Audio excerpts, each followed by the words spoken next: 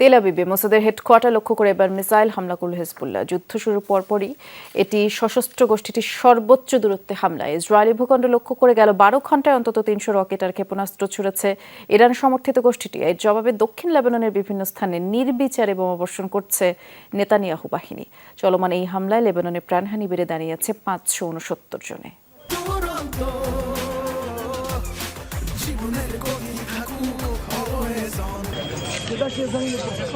হিজবুল্লাহর হামলায় ক্ষতিগ্রস্ত ইসরায়েলের বিভিন্ন স্থাপনা, ক্ষেপণাস্ত্র আর রকেট হামলায় ক্ষয়ক্ষতি হয়েছে ইসরায়েলের উত্তরাঞ্চলের বিভিন্ন এলাকায়।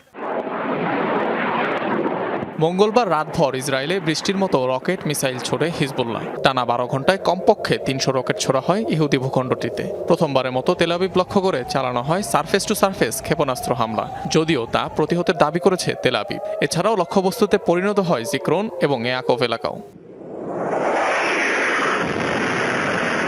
জবাবে দক্ষিণ লেবাননে নির্বিচার বোমাবর্ষণ অব্যাহত রেখেছে আইডিএফ। রাতভর 4 ধাপে করা হয়েছে বিমান হামলা।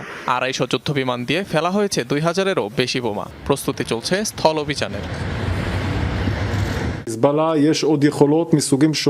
চেষ্টা করছি অভিযানটা যতটুকু সম্ভব যেন সংক্ষিপ্ত হয়। এজন্যই আমরা বড় পরিসরে হামলা করছি।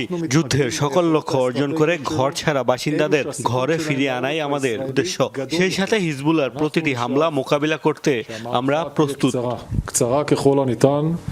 এদিকে হামলা বন্ধে তেল আবিবকে চাপ প্রয়োগে আন্তর্জাতিক মহলের কাছে আহ্বান জানিয়েছে বৈরুত। হিজবুল্লাহর পাশাপাশি উত্তর ইসরায়েলের দখলকৃত গোলান মালভূমিতে ড্রোন হামলা চালিয়েছে ইরাকের সশস্ত্র গোষ্ঠী ইসলামিক রেজিস্ট্যান্স। অনিক রহমান, যমুনা নিউজ।